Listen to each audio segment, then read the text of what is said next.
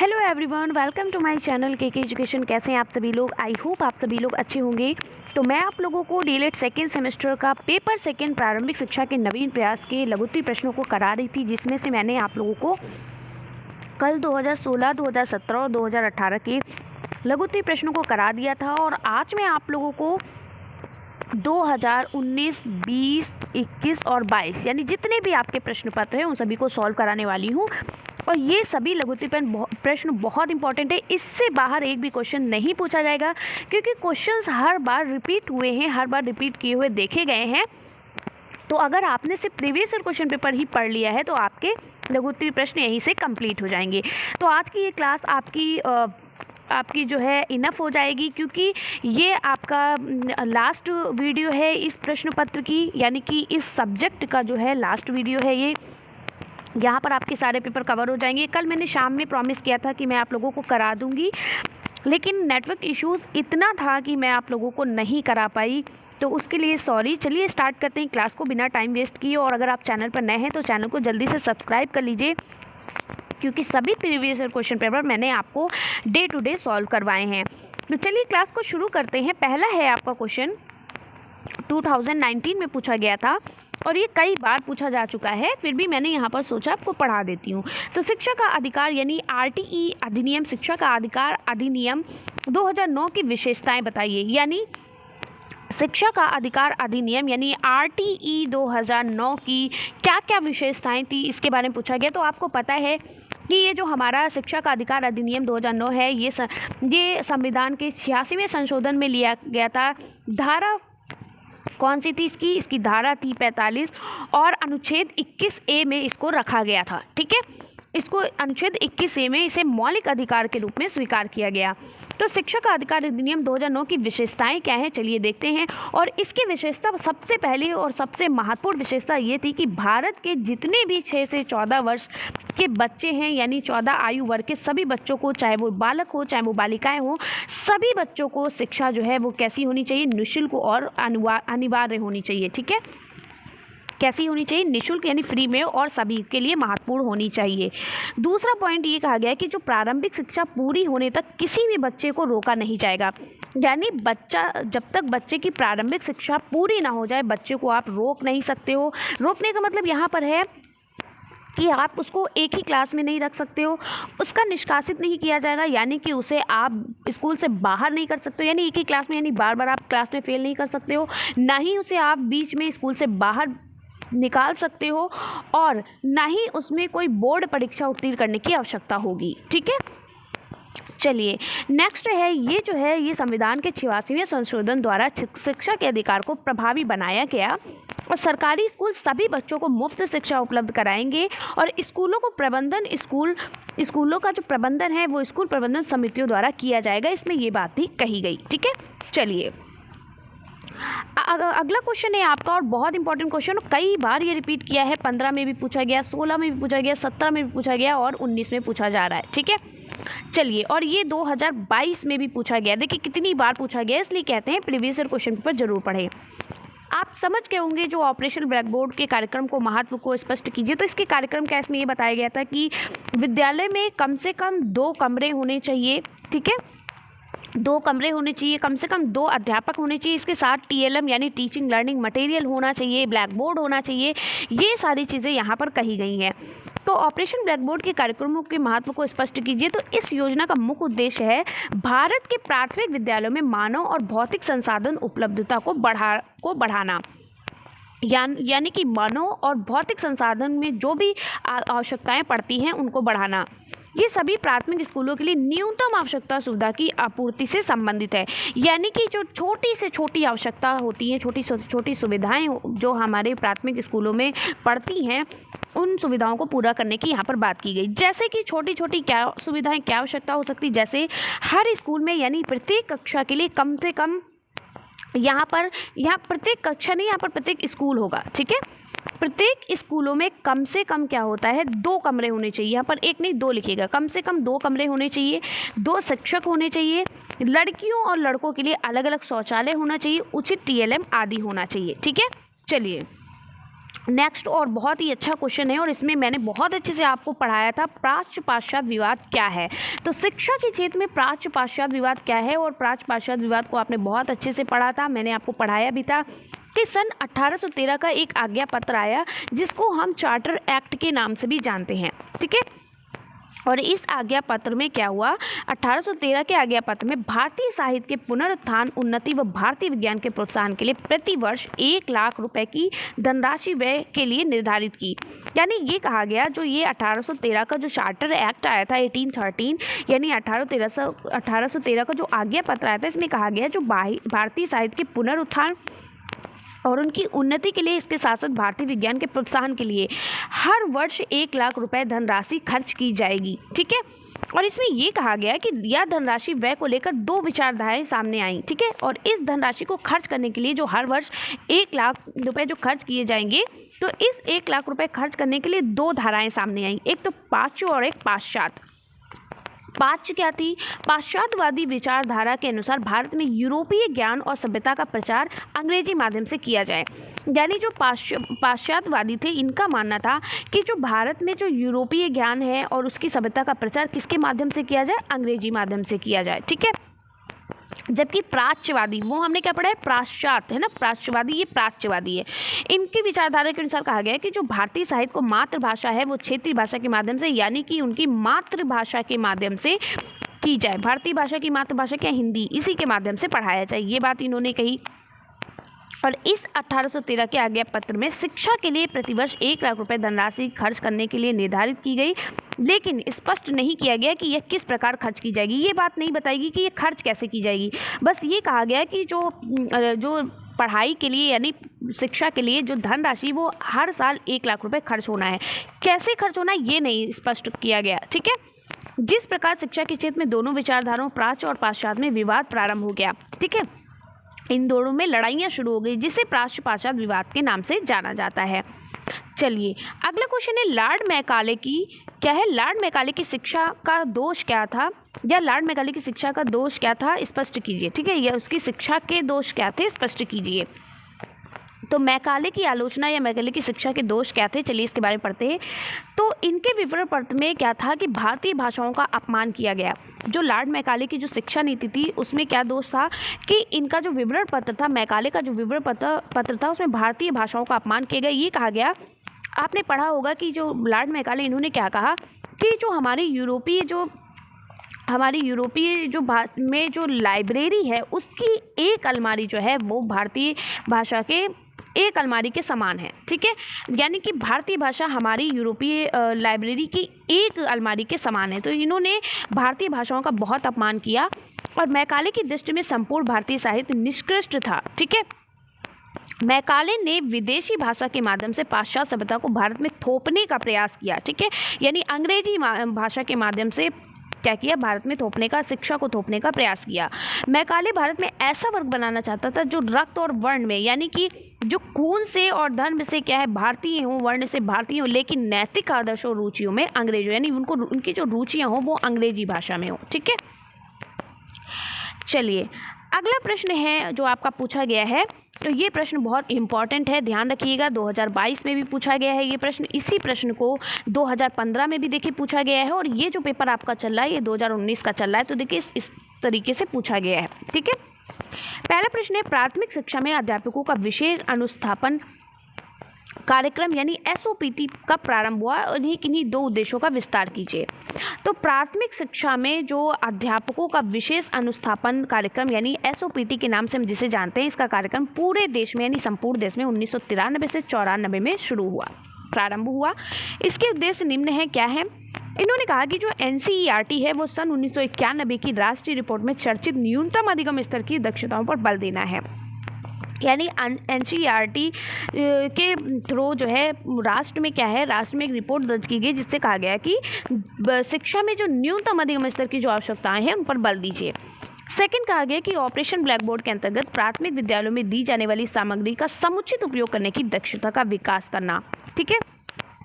इसके साथ साथ कहा गया कि अध्यापक को छात्र छात्राओं को केंद्रित अधिगम अपनाने के लिए प्रोत्साहित करना, यानी अध्यापक को बाल केंद्रित शिक्षा पर ज़्यादा क्या करना, प्रोत्साहन करना, बाल केंद्रित शिक्षा के माध्यम से चलना, ठीक है। बालक की रुचियों के अनुसार, बालक की रुचियों के अनुसार, उसकी क्या बोलते हैं, उसकी समझ के अनुसार शिक्षा को चलाना। ठीक है। कौशल तथा क्रियाकलाप केंद्रित शिक्षण और अधिगम प्रक्रिया में प्रशिक्षण प्रक्रिया को प्रोत्साहन करना। ठीक है। चलिए, अब अगला क्वेश्चन है, उत्तर प्रदेश में बेसिक शिक्षा परियोजना के उद्देश्य लिखिए। बेसिक शिक्षा परियोजना जिसको हमारे महात्मा गांधी जी ने दिया था और इसे हम बुनियादी शिक्षा के नाम से भी जानते हैं, और ये उच्च यानी हाई एजुकेशंस में, जैसे कि हमारे यूनिवर्सिटीज़ वगैरह में इसे हम किसके नाम से जानते हैं, इसे हम फाउंडेशनल कोर्स के नाम से भी जानते हैं। ठीक है। और इसको मैंने अभी कल की वीडियो में भी आपको पढ़ाया। ये सब रिपीट किए क्वेश्चन है, 2016 में आया था, इसलिए मैंने आपको कल पढ़ाया था। कल मैंने 2016 का पेपर सॉल्व कराया था, उसमें पढ़ाया भी था। ठीक है। चलिए, देखिए सारे क्वेश्चन रिपीट करते हैं, इसलिए मैं बार बार कह रही हूँ, आप please previous year question paper जरूर पढ़ें। बेसिक शिक्षा परियोजना के निम्नलिखित उद्देश्य थे, क्या थे? विद्यालय सुलभ कराना, यानी विद्यालय में जो भी आवश्यकताएं हैं उनको क्या करना, सुधारना। इस परियोजना के अंतर्गत 300 की आबादी तथा 1.5 किलोमीटर की दूरी पर प्राथमिक विद्यालय और वैकल्पिक शिक्षा केंद्रों को खोलना शामिल किया गया। यानी 300 किलोमीटर की आबादी पर एक क्या होना चाहिए, एक प्राथमिक विद्यालय होना चाहिए, और वो प्राथमिक विद्यालय कितनी दूरी पर होना चाहिए, 1 से 1.5 किलोमीटर की दूरी पर होना चाहिए। ठीक है, ताकि बच्चा आसानी से और अच्छे से पहुंच सके स्कूल। ठीक है। दूसरा कहा गया नामांकन, यानी बच्चों में नामांकन यानी कि एडमिशन जो है वो ज़्यादा से ज़्यादा होने चाहिए। तो वर्ष 2000 तक 6 से 11 वर्ष यहाँ पर होगा, वर्ष वर्ग के सभी बालक बालिकाओं का विद्यालयों में नामांकन करना। दूसरा था उपलब्धि प्राप्त करना, यानी वर्ष 2000 तक विद्यालयों में नामांकित बच्चों में न्यूनतम अधिगम स्तर की दक्षताएं विकसित करना, यानी छोटे छोटे स्तर की सीखने की जो दक्षताएं होती हैं उनको विकसित करना। सतत शिक्षा यानी रेगुलर पढ़ाना, लगभग 5000 की ग्रामीण क्षेत्र की आबादी पर सतत शिक्षा की सुविधा करना, यानी बच्चा डेली स्कूल आए, ऐसी सुविधाएं प्राप्त करना जिससे बच्चा क्या है, रेगुलर स्कूल आए और डेली वो शिक्षा प्राप्त करे। दूसरा है उत्तर प्रदेश बेसिक शिक्षा परियोजना अथवा उत्तर प्रदेश सभी के लिए शिक्षा परियोजना के मूल 2 कार्य थे। एक था प्रबंधकीय व्यवस्था। प्रबंधकीय व्यवस्था में क्या था, प्रबंधकीय व्यवस्था के लिए राज्य स्तर पर क्या था, राज्य स्तर पर राज्य परियोजना परिषद और जनपद स्तर पर जिला शिक्षा परियोजना समिति, और विकास खंड के लिए ब्लॉक शिक्षा समिति और ग्रामीण स्तर के लिए ग्राम शिक्षा समिति का गठन किया जाए। यानी प्रबंधकीय व्यवस्था में मैनेजमेंट जो थी उसमें ये कहा गया कि जो अगर राज्य स्तर पर कोई स्कूल है तो उसे राज्य परियोजना परिषद के हवाले किया जाए, जनपद स्तर पर है तो वो जिला शिक्षा परियोजना समिति अपनाई जाए, और विकास खंड में है तो ब्लॉक शिक्षा समिति, और ग्रामीण स्तर पर है तो ग्रामीण शिक्षा समिति का गठन किया जाए। दूसरा था अकादमिक व्यवस्था। कभी कभी ये अलग से भी पूछ लिया जाता है अकादमिक व्यवस्था के बारे में। तो प्रबंधकीय व्यवस्था के अंतर्गत राज्य स्तर पर राज्य शैक्षिक प्रबंधन और प्रशिक्षण संस्थान सीमेट जिसे हम कहते हैं, जनपद स्तर पर जिला शिक्षा एवं प्रशिक्षण संस्थान जिसे हम डाइट के नाम से जानते हैं, और विकास खंड स्तर पर ब्लॉक संसाधन केंद्र जिसे हम बीआरसी के नाम से जानते हैं, है ना, बीआरसी के नाम से जानते हैं। न्याय पंचायत स्तर पर न्याय पंचायत संसाधन केंद्र यानी जिसे एनपीआरसी के नाम से जानते हैं, इन व्यवस्थाओं की स्थापना की जाए। ठीक है। चलिए, बहुत अच्छे से आई होप आप लोग समझ रहे होंगे, मेरे बच्चे सभी बहुत अच्छे से समझ रहे होंगे। चलिए, नेक्स्ट क्वेश्चन है, राष्ट्रीय बाल श्रम परियोजना की आवश्यकता क्यों महसूस हुई, यानी राष्ट्रीय बाल श्रम परियोजनाएं की आवश्यकता हमें किस लिए महसूस हुई। तो राष्ट्रीय बाल श्रम परियोजना यानी जिसे एनसीएलपी योजना भारत के श्रम और रोजगार मंत्रालय की एक योजना है। ये क्या है, भारत के श्रम और रोजगार मंत्रालय की एक योजना है जिसे भारत सरकार ने 9 से 12 वर्ष तक की आयु के बच्चों को पुनर्वास के लिए 1988 में इसकी शुरुआत की थी। ठीक है। एनसीएलपी यानी कि जो हमारा ये बाल श्रम परियोजना है, इसको 1988 में अपनी स्थापना के बाद से लगभग 12 लाख बच्चों को बचाने में क्या कामयाब रही। यानी 12 से लाख बच्चे ऐसे जो जिनका क्रय विक्रय हो रहा था, जिन्हें जोखिम कार्यों में लगाया जा रहा था, जिन्हें कारखानों वगैरह में लगाया जा रहा था, है ना, जो शिक्षा से बहुत दूर थे, उनको बचाया जा रहा था। ठीक है। जो बताते हैं कि कैसे बाल श्रम राज्य का नज़रों से बच जाता है और पूरे देश में अपनी उपस्थिति की फिर से बनाने में कामयाब रहा है। क्षेत्र में पहचाने गए बच्चों को खतरनाक काम से हटा दिया गया और अनौपचारिक शिक्षा, व्यावसायिक प्रशिक्षण और मध्याह्न भोजन प्रति माह प्रति बच्चा 100 रुपये मध्याह्न भोजन, इसके साथ प्रति माह प्रति बच्चा 150 रुपये का वजीफ़ा भी इसको मिलता था। हमें यानी कि प्रति माह प्रति बच्चे को कितने रुपए मिलते थे, 150 रुपये मिलते थे। और 20 स्कूल के समूह के लिए नियुक्त एवं डॉक्टर के माध्यम से स्वास्थ्य देखभाल भी की जाती थी। बच्चा कोई बीमार होता था, यानी उसकी आँख में प्रॉब्लम है, कान में प्रॉब्लम है, जो भी उसमें जो भी दिक्कत है उसके लिए सुविधाएं भी की गई। इसके साथ साथ परियोजना का विस्तार 21 राज्यों के 312 जिलों तक हो गया है। इस योजना के अंतर्गत जिला परियोजना समिति यानी डीपीएस जिला स्तर पर स्थापित किए गए हैं। जिला कलेक्टर या जिला मजिस्ट्रेट की अध्यक्षता में डीपीएस परियोजना के कार्यान्वयन की देखरेख करता है। आपसे ये क्वेश्चन पूछा जाता है कि ये जो हमारा जो डीपीएस परियोजना यानी राष्ट्रीय जो बाल श्रम परियोजना है, इसकी देखरेख कौन करता है? तो जिला कलेक्टर या जिला मजिस्ट्रेट की अध्यक्षता में किया जाता है। ये बाल श्रम के मुद्दों पर हितधारकों और लक्षित समुदायों के बीच जागरूकता बढ़ाने, एनसीएलपी और अन्य पदाधिकारियों के उन्मुखीकरण पर केंद्रित है और बाल श्रम निगरानी, ट्रैकिंग और रिपोर्ट प्रणाली का निर्माण भी किया गया। ठीक है, चलिए अगला क्वेश्चन है, और ये क्वेश्चन कल भी मैंने आपको पढ़ाया है लेकिन फिर भी यहाँ पर आया तो पढ़ा देती हूँ कि वुड का घोषणा पत्र, यहाँ पर सी नहीं होगा, ठीक है, कल भी मैंने बताया था ना, ये वही है। वुड का घोषणा पत्र यानी भारतीय शिक्षा का, यहाँ पर भारतीय शिक्षा का महाधिकार यानी भारतीय शिक्षा का मैग्ना कार्टा किसे कहा जाता है, इसकी विवेचना कीजिए क्यों कहा गया, ये बात कही गई है।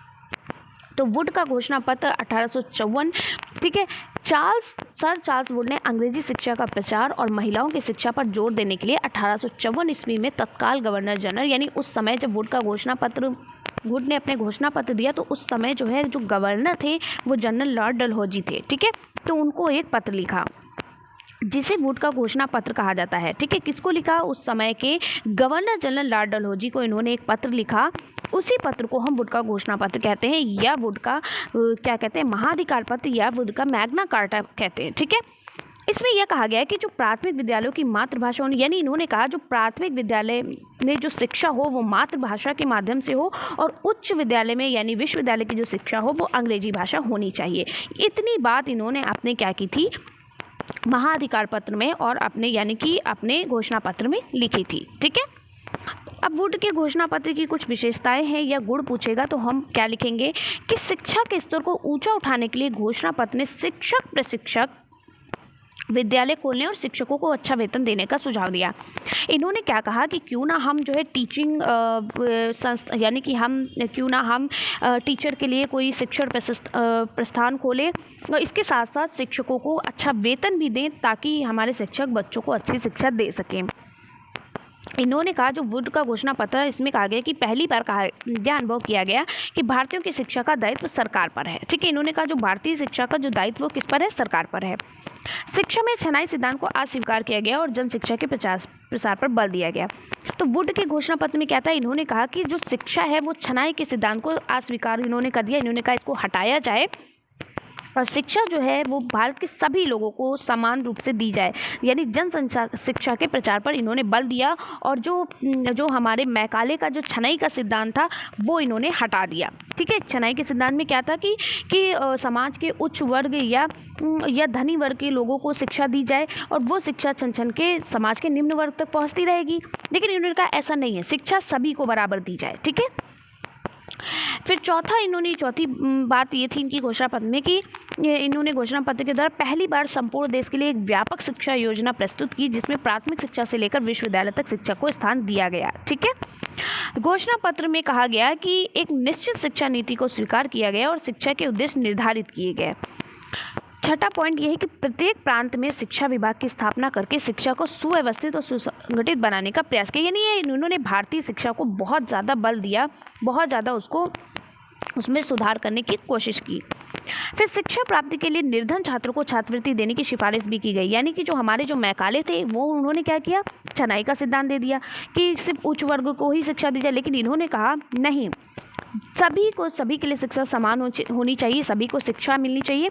इसके साथ साथ जो समाज के जो निर्धन लोग हैं उनको हम छात्रवृत्ति देंगे। ठीक है, तो उन्होंने छात्रवृत्ति देने की जो सिफारिश है वो वुड के घोषणा पत्र से ही की गई। ठीक है, इन्होंने कहा कि भारतीय भाषाओं में पुस्तकें लिखवाने की व्यवस्था की गई, यानी इन्होंने जो पुस्तकें जो लिखवाई गई थी भारतीय भाषाओं में, वो पुस्तकें भारतीय भाषाओं में लिखवाई भारत में। ठीक है, भारतीय शिक्षा संस्थाओं के पुनरुत्थान की ओर ध्यान दिया इन्होंने कहा कि अंग्रेजी भाषा के साथ साथ देशी भाषाओं को भी माध्यम के रूप में स्वीकार किया जाए। ठीक है, ये था वुड के घोषणा पत्र की बातें और पाठ्यक्रम में स्थान भी दिया गया।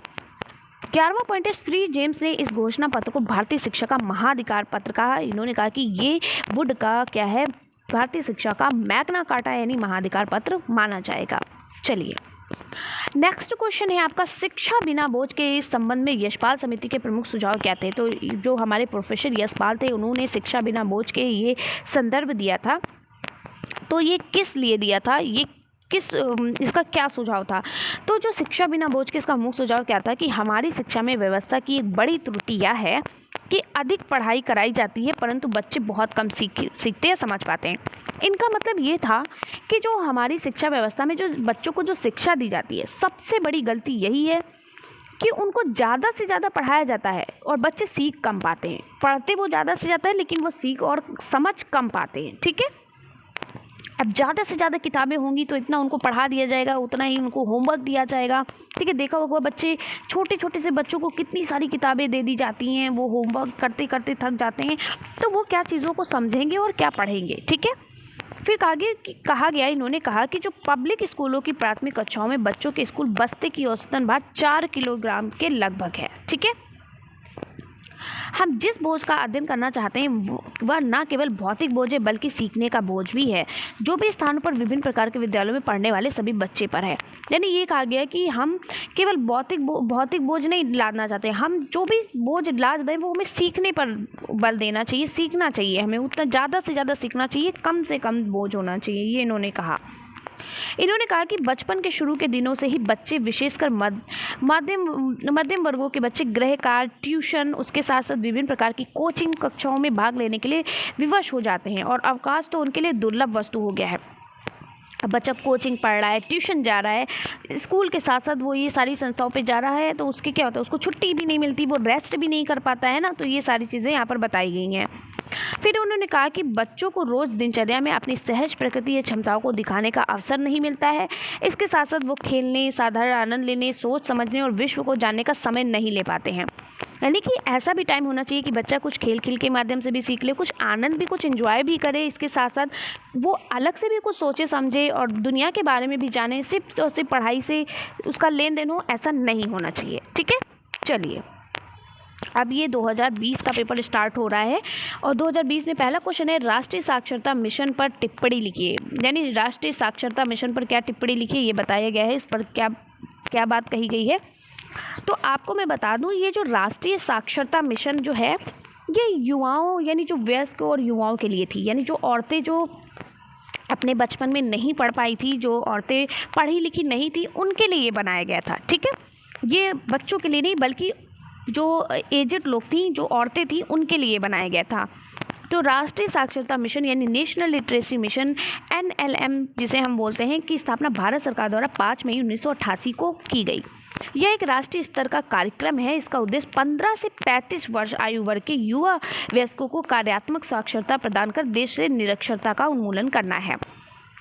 यानी जो हमारी जो युवाएं थी, जो वयस्क युवाएं थी, उनका क्या था, उनके लिए शिक्षा दी गई थी, यानी जो पढ़ लिख नहीं पाएंगे। और आपको पता है एक महिला का शिक्षित होना बहुत ज़रूरी है, क्योंकि उसी से क्या होता है, महिला क्या करती है, एक माँ जो है अपने बच्चों का पालन पोषण करती है। अगर वही शिक्षित नहीं होगी तो वो बच्चों को अच्छे से कैसे, उसके ही अनुसार पीढ़ी दर पीढ़ी बच्चे पढ़ते हैं। ठीक है, तो इसीलिए ये शिक्षा आई थी।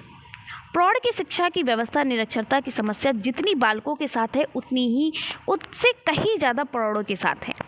यानी इसे जो ये हमारी जो साक्षरता शिक्षा है, इसको हम प्रौढ़ शिक्षा के नाम से भी जानते हैं, इसका दूसरा नाम है प्रौढ़ शिक्षा। ठीक है, तो ये जो प्रौढ़ों की शिक्षा व्यवस्था है, जैसे बच्चों की शिक्षा व्यवस्था जितनी बालक के लिए ज़रूरी है, उतनी ही हमारी ये जो शिक्षा व्यवस्था है ये प्रौढ़ों के लिए भी ज़रूरी है। ठीक है, ये हमारी महिलाओं के लिए भी बहुत ज़रूरी है।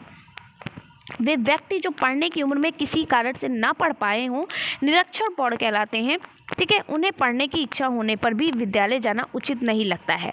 यानी कि जो क्या होता है, बहुत सी ऐसे लोग हैं जो मतलब 15 से जो 35 वर्ष के लोग होते हैं, तो उनके लिए ये कहा गया कि वो क्या कहते हैं, शर्म की वजह से स्कूल नहीं जा पाते। अब वो भाई बच्चों के स्कूल में तो पढ़ने जाएंगे नहीं, क्योंकि वो बड़े हो गए, उनको शर्म आएगी, तो उनके लिए क्यों ना एक अलग से विद्यालय खोला जाए। ये बात कही गई यहाँ पर कि प्रौढ़ों के लिए एक विद्यालय खोला जाए ताकि वो वहाँ पर जाकर पढ़ सकें और वो शर्माएं नहीं। ठीक है, तो इसलिए उनके पढ़ने की इच्छा होने पर भी विद्यालय जाना उचित नहीं लगा, तो उनके लिए प्रौढ़ विद्यालय की स्थापना की जाए, यहाँ पर ये बात की गई। ठीक है, चलिए अगला क्वेश्चन है, शिक्षा का अधिकार अधिनियम 2009 के कार्यान्वयन की समस्याएं क्या है। और ये 2009 इससे बहुत क्वेश्चन पूछे जाते हैं, आपको बता दूं, इससे बहुत पूछे जाते हैं। ठीक है, तो इसकी क्या समस्याएं थी, क्या इसकी चुनौतियां थी, ये पूछा गया है। तो इन चुनौतियों में अपर्याप्त बुनियादी ढांचा, यानी बुनियादी ढांचा जो था वो पर्याप्त नहीं था। प्रशिक्षित शिक्षकों की कमी की वजह से भी थी। ठीक है, इसकी समस्या जो हमारे प्रशिक्षित शिक्षक थे वो उनकी कमी थी। क्षेत्रीय असामान्यताएं थी। कम नामांकन दर, यानी स्कूल में बच्चों का एडमिशन कम हो रहा था। उच्च ड्रॉप आउट दर, यानी कि ड्रॉप आउट जो दर है वो ज़्यादा हो गई थी। बच्चा बीच में स्कूल किसी न किसी कारण छोड़ के जा रहा था। सामाजिक आर्थिक बाधाएं शामिल हैं। इसके अतिरिक्त बाल श्रम, यानी बच्चों का क्या है, बाल श्रम जो अभी मैंने आपको बताया ना, बच्चे जो है पढ़ाई ना करके के जोखिम कार्यों में लग जाते हैं। बाल विवाह, यानी बाल विवाह, बच्चों का, लड़कियों का देखो बाल विवाह कर दिया जाता है, बहुत कम उम्र में शादी कर दी जाती है। ठीक है, लैंगिक असमानता, लैंगिक यानी लड़के और लड़कियों में भेद जैसे मुद्दे शिक्षा तक पहुँच की ओर अधिक प्रभावित करते हैं। यही इन सभी की क्या थी, समस्याएं थी। चलिए नेक्स्ट क्वेश्चन है, वंचित वर्ग से आप क्या समझते हैं? बहुत इंपॉर्टेंट क्वेश्चन है। वंचित वर्ग से आप क्या समझते हैं? ऐसे व्यक्तियों के समूह को कहते हैं, वंचित वर्ग ऐसे व्यक्तियों के समूह को कहते हैं जो सामान्य आबादी की तुलना में गरीब, यानी गरीबी, सामाजिक बहिष्कार, भेदभाव, हिंसा के उच्च जोखिमों का अनुभव करते हैं। ठीक है, उन्हें भारतीय समाज में लोगों का वंचित वर्ग कहा जाता है। वंचित समूह या वंचित वर्गों को शिक्षा, अस्पताल, भोजन, परिवहन आदि जैसी मूलभूत सुविधाओं को संसाधनों से वंचित किया जाता है। ठीक है, चलिए अगला क्वेश्चन है, विद्यालय प्रबंधन समिति पर टिप्पणी लिखिए। ठीक है, तो विद्यालय प्रबंधन समिति पर क्या टिप्पणी लिखिए, यहाँ पर बात करें, यानी इनका क्या कार्य है। तो विद्यालय के काम करने के तरीकों के बारे में जानकारी लेना व देख रेख करना किसका काम होता है? विद्यालय प्रबंधन समिति का काम होता है कि विद्यालय के काम करने और उसके तरीकों के बारे में जानना, उनकी जानकारी रखने का लेखा जोखा करना। ठीक है, सभी अध्यापकों व छात्रों की नियमित समय पर उपस्थित सुनिश्चित है या नहीं है, इसकी जानकारी रखना। ठीक है, 6 से 14 वर्ष तक के सभी बालक बालिकाओं का नामांकन सुनिश्चित करना इनका कर्तव्य है। दिव्यांग बच्चों का नामांकन कराना और उनकी सुविधाएं सुनिश्चित करना। ठीक है, ये सभी इनके कार्य हैं। नेक्स्ट क्वेश्चन है, प्राथमिक शिक्षा हेतु शिमला शिक्षा सम्मेलन के क्या विचार व्यक्त किए गए थे?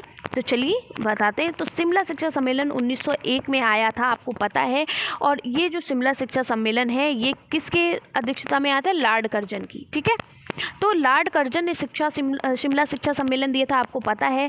तो वायसराय लॉर्ड कर्जन ने शिक्षा से संबंधित मैकाले की योजना की आलोचना की। ठीक है, कर्जन द्वारा शिक्षा में लाने वाले परिवर्तनों का उद्देश्य राजनीतिक अधिक शैक्षणिक कम था। इनका मतलब राजनीतिक ज़्यादा थी और शिक्षा में इन्होंने शैक्षणिक कम योगदान दिया। 1901 में कर्जन ने भारत के उच्चतम शिक्षा और विश्वविद्यालय अधिकारियों का सम्मेलन शिमला में बुलाया।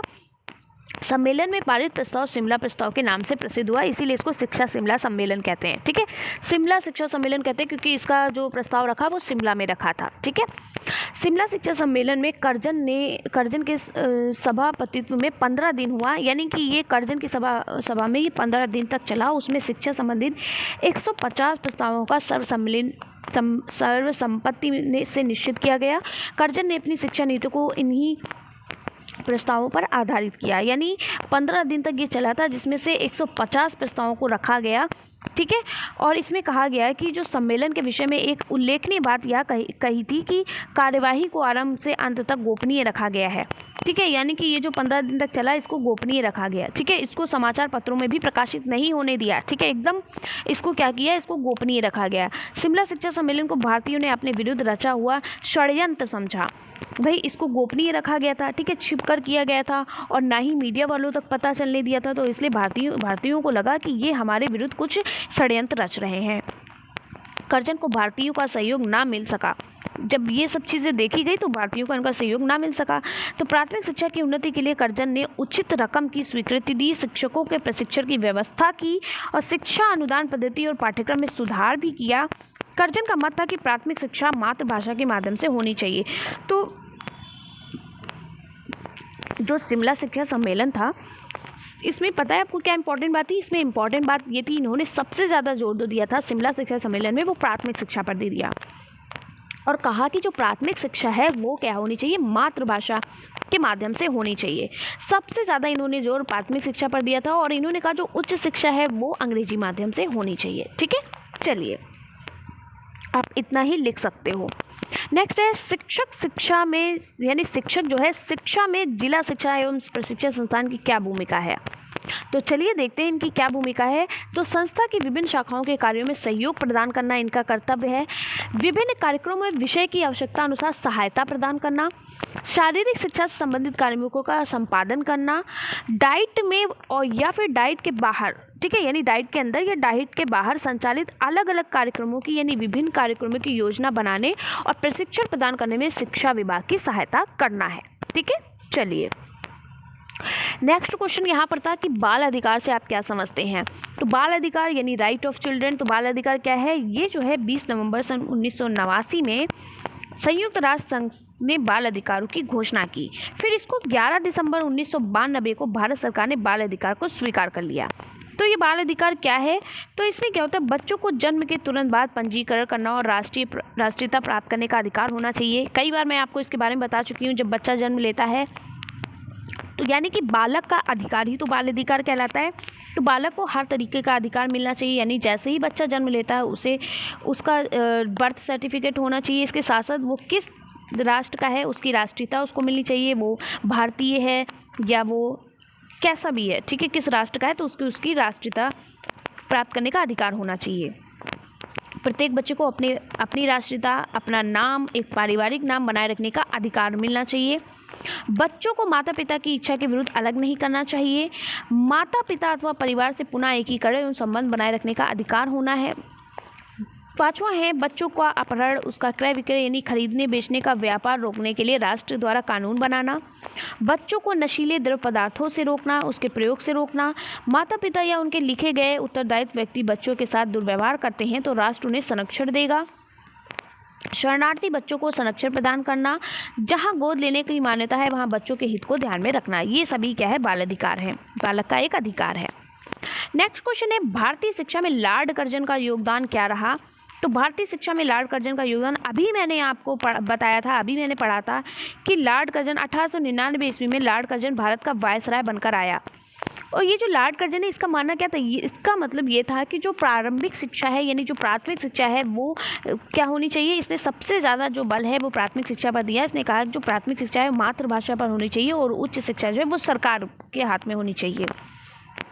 तो कर्जन का मानना था कि जो प्राथमिक शिक्षा पर अधिक ध्यान दिया जाए और उच्च स्तर पर अधिक सरकारी नियंत्रण रखा जाए। ठीक है, तो लॉर्ड कर्जन की शिक्षा नीति को एक सरकार प्रस्ताव के रूप में 11 मार्च 1904 को प्रकाशित कराया गया और इस प्रस्ताव में उस समय के भारतीय शिक्षा के विभिन्न 200 कमियों का विश्लेषण भी किया गया। इसके बाद सुधार करने के बाद उसका सुझाव प्रस्तुत किया गया और प्रस्ताव में शिक्षा की निम्न प्रकार से निर्धारित की गई। शिक्षा को नीति निम्न प्रकार से इसकी निर्धारित की गई। पहला ये था कि प्राथमिक शिक्षा पर कम ध्यान दिया गया था।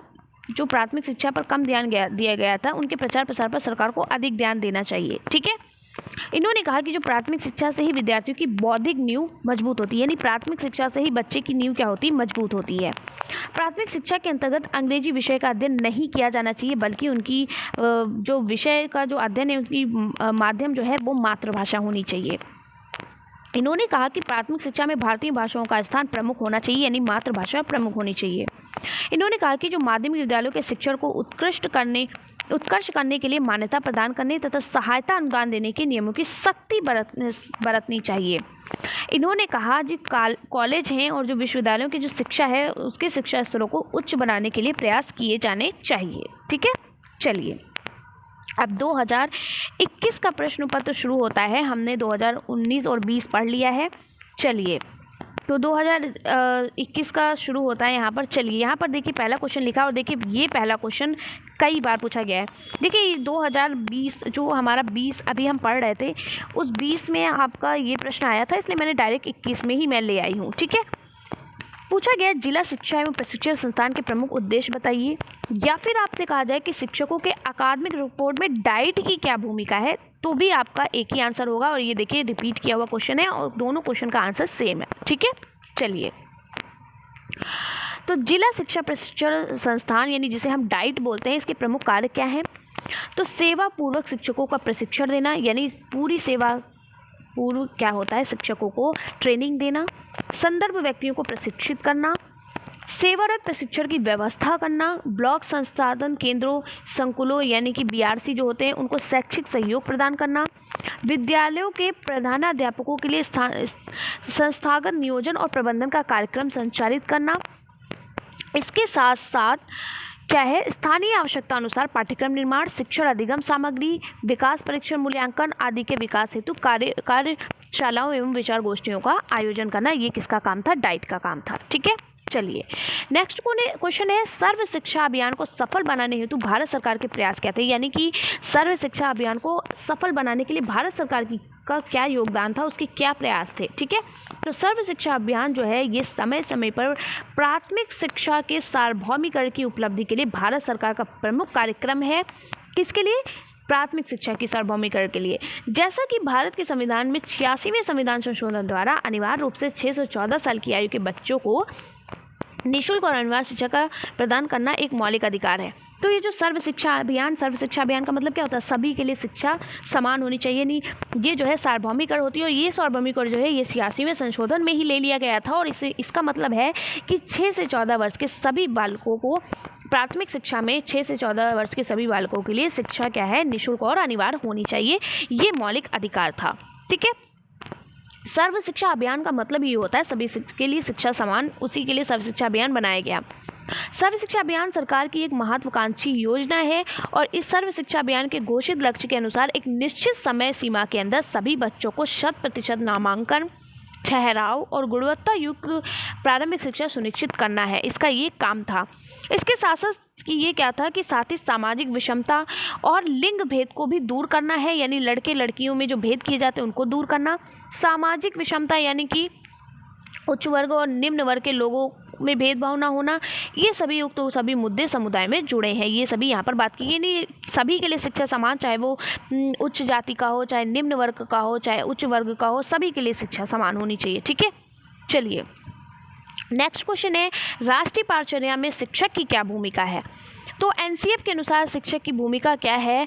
तो एनसीएफ के अनुसार शिक्षक की भूमिका, भारत के राष्ट्रीय पाठ्यचर्या की रूपरेखा 2005 में एक शिक्षक से यह अपेक्षा की गई है कि वह बच्चों को सीखने में एक सहायक हो, यानी बच्चों को सीखने में क्या करता हो? सहायता प्रदान करता हो, जिससे बच्चों को ज्ञान का निर्माण करने में मदद मिले। ठीक है, एक शिक्षक भी एक शिक्षार्थी होता है, यानी एक शिक्षक खुद एक बच्चा होता है, खुद एक स्टूडेंट होता है, और एक यहाँ पर कहा गया कि जो एक टीचर है वो एक शिक्षक भी होता है, वो एक टीचर भी होता है, वो परामर्शदाता भी होता है, वो प्रबंधक भी होता है, वो मूल्यांकन करता भी होता है, और वो प्रवर्तक के रूप में कार्य करता है। ठीक है, चलिए नेक्स्ट और क्वेश्चन है, ECCE के क्या उद्देश्य है?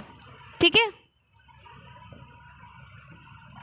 तो आरंभिक बाल्यकाल शिक्षा और बाल माध्यम प्रयोगशाला परियोजना इसका पूरा नाम है। तो ये इसका क्या उद्देश्य है यहाँ पर पूछा गया। तो इसके निम्न उद्देश्य है, पहला तो ये कि बालकों के लिए शैक्षिक एवं मनोरंजन करने वाली सस्ती वस्तुओं के मॉडलों का प्रयोग करना है। ये जो ECCE है ये 3 से 6 वर्ष के बच्चों के लिए होती है। ठीक है, यानी कि जो प्री प्राइमरी स्कूल में जो सुविधाएं होती है उसके लिए होती है। ठीक है, राज्य स्तर पर आरंभिक बाल्यकाल शिक्षा के लिए विशेषज्ञ सेवाओं का विकास करना।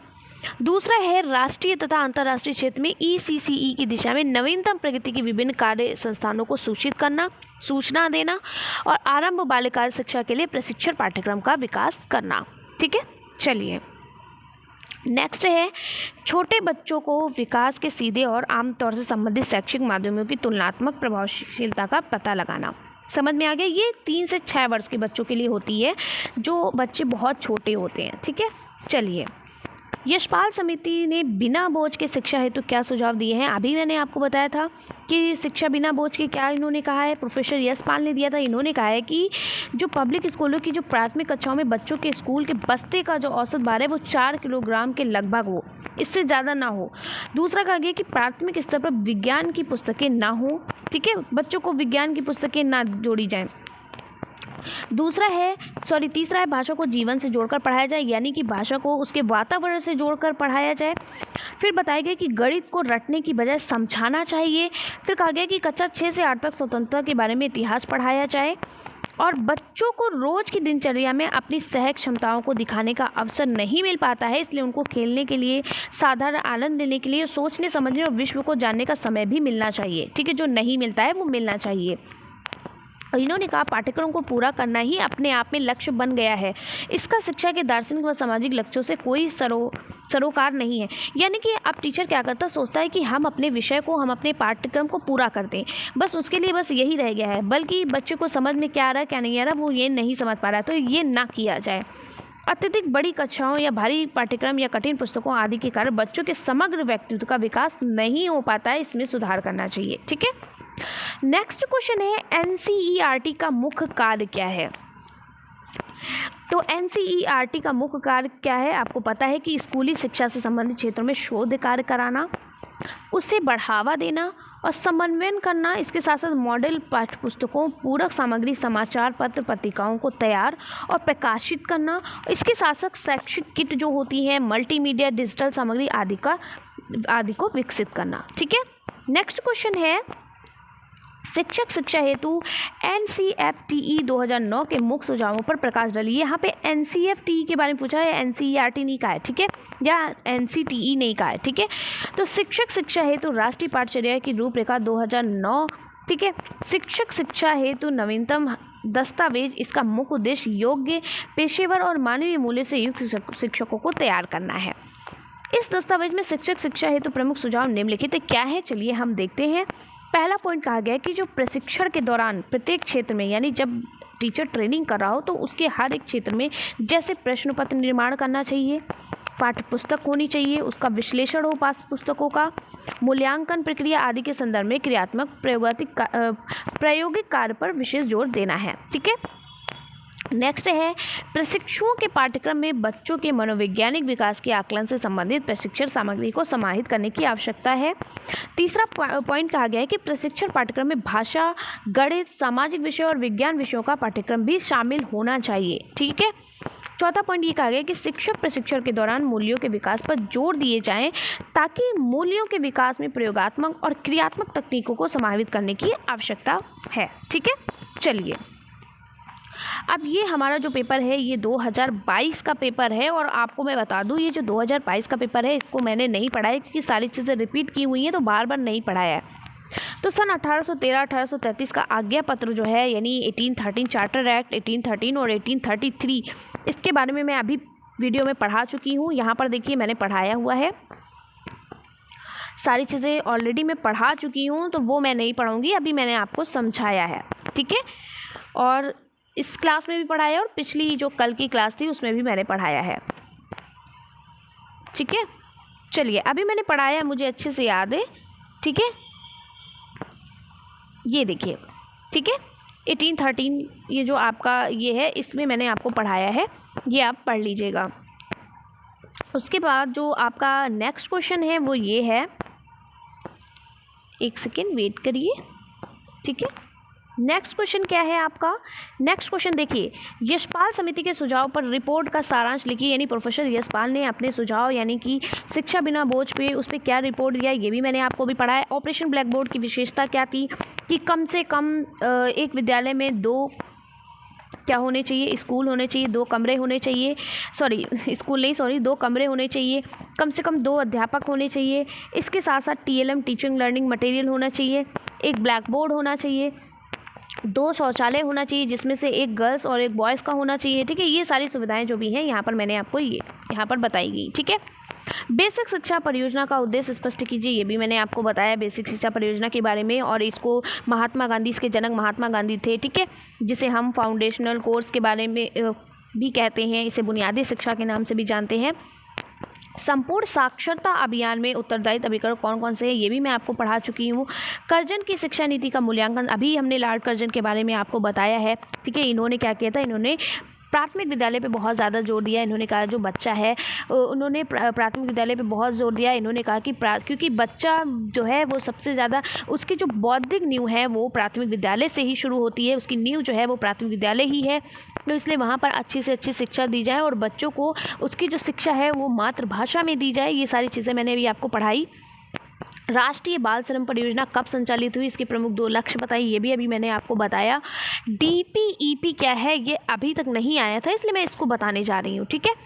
तो डीपीईपी क्या है, तो डीपीईपी का मतलब होता है जिला प्राथमिक शिक्षा कार्यक्रम। क्या होता है इसकी फुल फॉर्म, जिला प्राथमिक शिक्षा कार्यक्रम, ठीक है। चलिए, तो डीपीईपी का अर्थ होता है जिला प्राथमिक शिक्षा कार्यक्रम। ये कार्यक्रम, इस कार्यक्रम का उद्देश्य क्या है, इस कार्यक्रम का उद्देश्य है, यानी डीपीईपी का जो उद्देश्य है, औपचारिक प्राथमिक विद्यालयों या वैकल्पिक तरीकों के माध्यम से प्राथमिक शिक्षा को सभी के लिए सुलभ बनाना, ठीक है, इसका मुख्य उद्देश्य है। और इसका क्या उद्देश्य है, इसका उद्देश्य है प्राथमिक विद्यालयों में स्कूल छोड़ने की दर को 10% से कम करना। ये 10% कम से भी कम होनी चाहिए, ठीक है, कि बच्चा स्कूल जो छोड़ता है। दूसरा पॉइंट इन्होंने कहा गया कि उपलब्धि दर को औसत स्तर से 25% या उससे ऊपर बढ़ाना। शिक्षा की पहुंच में असमानताओं को 5% कम करना, ठीक है। और इन्होंने कहा कि जो प्राथमिक स्कूल की जो शिक्षा है, ये प्राथमिक स्कूली शिक्षा तक सभी बच्चों के लिए अनौपचारिक शिक्षा की सुविधा प्रदान करना, ठीक है। ये सारी बातें यहाँ पर की गई।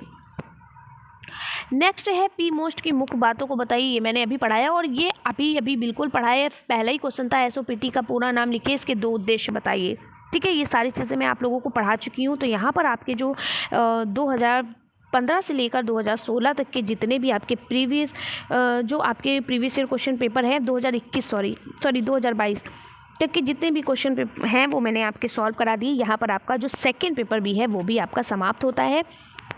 और अब मैं आपको पढ़ाने वाली हूँ आपको मैं साइंस, ठीक है। साइंस के लघुत्तम प्रश्न मैंने नहीं कराए हैं, वो मैं आपको जल्द से जल्द करा दूँ, ठीक है, क्योंकि साइंस बहुत इंपॉर्टेंट है। और साइंस जो है वो सेकंड सेमेस्टर की थोड़ी टफ है, वो इसलिए क्योंकि वहाँ पर केमिकल रिएक्शंस हैं और आपके जो क्या रासायनिक, यानी कि आपके केमिकल्स नेम आते हैं, यानी रासायनिक नाम, रासायनिक सूत्र, ये सब पूछे जाते हैं, तो थोड़ा आप लोगों के लिए डिफ़िकल्ट होता है। तो ये आपको बस मैं साइंस पढ़ा दूँ तो थोड़ा सा मुझे वो मिले कि हाँ, उसके बाद मैं आपको डेली महामैराथन के थ्रू आप लोगों को रिवीजन करा दूंगी, जितना पढ़ा है सब रिवीजन कराऊंगी, ठीक है, डेली। तो चलिए मिलते हैं इसी तरीके से नेक्स्ट वीडियो में। आप लोग पढ़ते रहिए, जितना पढ़ेंगे उतना ही कम है। आप लोग जितनी चीज़ें मैंने पढ़ाई है सिर्फ इतना ही पढ़ लीजिए, बहुत है, ठीक है।